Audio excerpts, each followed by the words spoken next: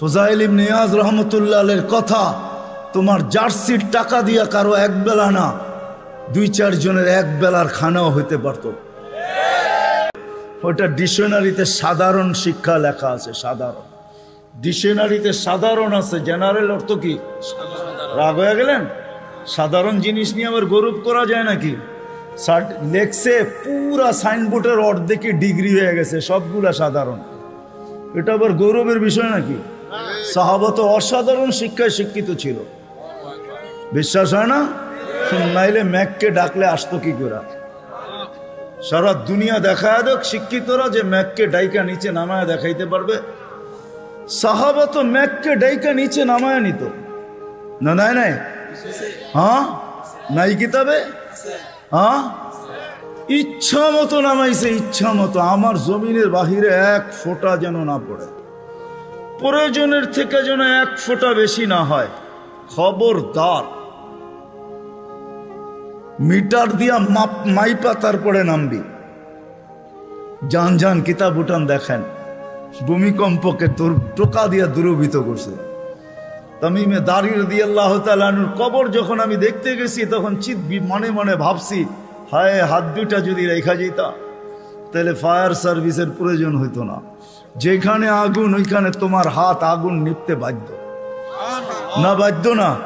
অগ্নিগিরি যদি পাহাড়ে আবদ্ধ হইতে বাধ্য, তাহলে আগুন নিপতে বাধ্য হবে না কেন? 6 বার দেখছি আমি এই 2 চোখে দরিয়ায় নীল, 6 বারই তালাশ করছি। যদি চিঠিটা পাইতাম তাহলে পদ্মা, মেঘনা, যমুনার পানির সমস্যা হতো না। দরিয়ায় নীল যদি আজ পর্যন্ত দিতে পারে, তাহলে পদ্মা, মেঘনা, যমুনাও দিত, কিন্তু খুঁজা পাই নাই। মনে আফসোস ছিল যে চিঠিটা যদি পাইতাম। উমর রাদিয়াল্লাহু তাআলা আনহুর ওই চিঠি, যে চিঠিতে 4500 কিলোমিটার দরিয়ায় নীল আজও পানি দিতে বাধ্য। সত্য কি সত্য না? ওই টেকনোলজিহীন আজ থেকে 1400 বছর আগে ভিডিও কলিং এ ওই পাহাড়ের গায়ে এখনো সাইনবোর্ড রাখা আছে। আপনি দেখা আসেন, আমি দেখা আসছি। বন্দর আব্বাসে এখন ওই পাহাড়ের গায়ে সাইনবোর্ড লাগানো আছে, 3000 কিলোমিটার দূর থেকে দেখায় দিছে এই পাহাড় সামলা আগে। কোনো টেকনোলজি নাই, কোনো স্যাটেলাইট নাই। ওইখান থেকে জুমার দিন খুতবায় দাঁড়ায় বসে সারিয়াতুল জাবাল, পাহাড় সামলা আগে না, বলে নাই? এখনো রাখা আছে 2 পিলার। সমুদ্রের উপর দিয়া ঘোড়া ঠক ঠক ঠক ঠক ঠক ঠক করতে করতে দৌড়ে গেছে।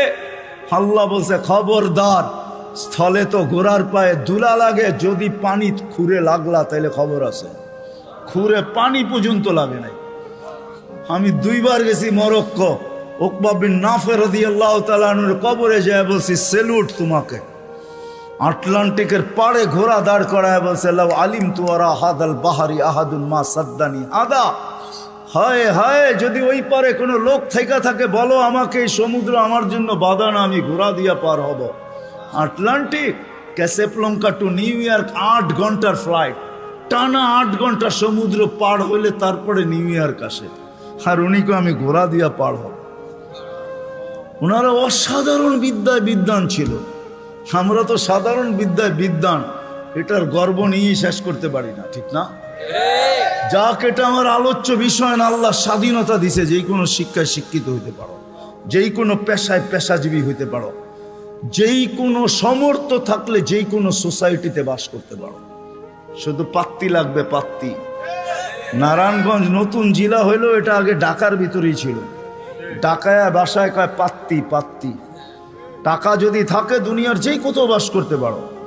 চতুর্থ, আল্লাহ বাক স্বাধীন মত আদর্শগত স্বাধীনতা দিয়েছেন, নাইলে বাক শক্তি দিবে আল্লাহ।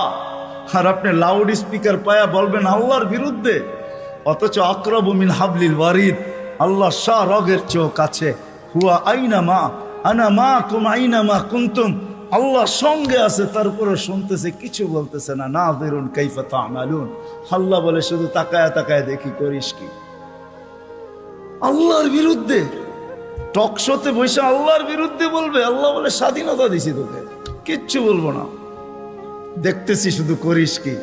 কেন? আল্লাহর সীমানার বাহিরে যাওয়ার ক্ষমতা কারো নাই। এই জন্যই কোরআন বলে আইনাল মাফার, কোথায় যাবে, কোথায় ভাগবে তুমি? ইল্লা বি সুলতান, যেখানে যাবে ওইখানে আমার রাজত্ব। পঞ্চম স্বাধীনতা দিছে, মৌত পর্যন্ত যেমন খুশি তেমন চলতে পারো, যেমন খুশি। নাইলে দেহটা সাজাইলো আল্লাহ, আর যুবক করবে 3 কোয়ার্টার। রাগ হয় না যুবক তোমাদের পায়ে হাত রাখে, নাইলে তুমি পড়বে হাফ কোয়ার্টার, নাইলে আজান দিবে আর তুমি মসজিদে যাবে না। স্বাধীনতা দিছে, যেমন খুশি তেমন চলতে পারো, কিচ্ছু বলবো না, আসতে দাও সময়, নাইলে পড়বে বিকেনি। শরীরটা সাজাইলো আল্লাহ, আর ও বিকেনি পোড়া করবে, ঠিক না? কে দিছে এই দেহটা? হ্যাঁ, এটাকে পরিচালনা করে কে? আযকুরুকা ওয়ালা তানসানি। আল্লাহ বলে 24 ঘন্টা তোকে সুরক্ষিত করি। আস্তুরুকা ওয়ালা তাকশানি, যদিও 24 ঘন্টা তুই বুলা থাকস, 24 ঘন্টা তোর সাথে লুকোচুরি খেলি, যদিও তুই একবার ভয়ে আমার নাম নেস না। 24 ঘন্টা লুকোচুরি। এইখানে যত যুবক আছে বলো, জীবনের নেটের ভিতরে কি না দেখছো? বলো, কাকে জানতে দিছে আল্লাহ? জানতে দিছে না? গুনাহ নাই আমাদের? হ্যাঁ, না গুনাহ নাই? এমন গুনাহ আছে খুলে, আমার আছে, আপনাদের না থাকতে পারে। খুলা দিলে এখানে বসা কোনো দিন সম্ভব হতো না। কুরবান যাও মালিক তোর এহসান, যে কাউকে জানতে দিস নাই। লুকোচুরি খেলে ডেলি আসেন। আজকে এই মজমার থেকে ডানি ভাবি যে দুনিয়ায় তো অবস্থান আছে, যতটুকুই থাকুক আল্লাহর কাছে কতটুকু আছে। দুনিয়া তো চিনে, সন্তান চিনে বাবা হিসাবে, শ্বশুর চিনে জামাই হিসাবে, জামাই চিনে শ্বশুর হিসাবে, ভাই চিনে ভাই হিসাবে, আরেকজনে চিনে খালু হিসাবে, আরেকজনে চিনে ফুফা হিসাবে। হাজারো ভাবে আমাকে চিনে, কিন্তু আমার আল্লাহ আমাকে চিনে কিনা? আল্লাহর কাছে আমার কদর কিমত কতটুকু, পরিচয় পরিচিতি কতটুকু?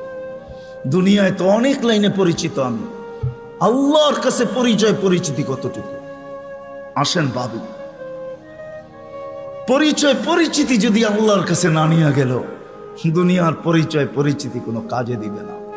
আর যদি পরিচয় পরিচিতি নিয়ে গেল, তাহলে আমি দেখাইলাম ফেরাউনের কৃতদাসীর কবর থেকে আজও সুবেরান বাহির হয়, কিয়ামত পর্যন্ত বাহির হবে। বিষয় এটাই, যাইতে হবে, চলে যেতে হবে, পরিচয় পরিচিতি নিয়ে যেতে হবে। যে পরিচয় পরিচিতি নিয়ে যাবে, যে ভাববে যে আল্লাহর কাছে পরিচয় পরিচিতি কি, আল্লাহ আমাকে মূল্যায়ন করবেন কি দ্বারা? দুনিয়ায় মানুষ মূল্যায়িত হয় হাজারো জিনিস দ্বারা। রাগ হয় না যুবক, রাগ হয় না। আমি তো বোঝালের জন্য বলতেছি, বাংলাদেশে যত ফ্ল্যাগের টাকা আর যত জার্সির টাকা যতটুকু খরচ হয়েছে, হায় ওই টাকাগুলা যদি জমা হইতো, তাহলে একটা জেলা না হোক, একটা থানা মনে হয় কয়েক মাস চলতে পারত। বলতেছে 23-এ দুর্ভিক্ষ আসবে, একটা থানা চলতে পারত। ফুজাইল ইবনে ইয়াজ রহমতুল্লাহ আলাইহির কথা, তোমার জার্সির টাকা দিয়া কারো এক বেলা না, 2-4 জনের এক বেলার খানাও হইতে পারত।